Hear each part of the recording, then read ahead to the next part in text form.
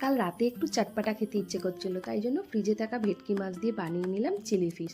প্রথমে ভেটকি মাছের টুকরোগুলোর মধ্যে পাতিলেবু, আদা রসুন বাটা, লঙ্কা গুঁড়ো, নুন, ডিম আর কর্নফ্লাওয়ার দিয়ে ম্যারিনেট করে পকোড়া ভেজে নেব।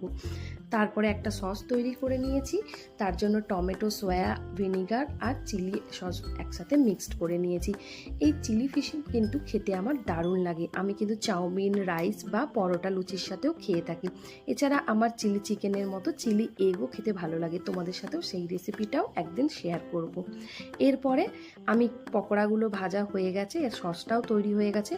কড়াইতে আবার একটু তেল নিয়ে লঙ্কা, আদা রসুন কুচি, পেঁয়াজ আর ক্যাপসিকাম কুচি দিয়ে ওই সস আর পকোড়াগুলোকে দিয়ে নুন চিনি পরিমাণ মতো দিয়ে টস করে নেবো।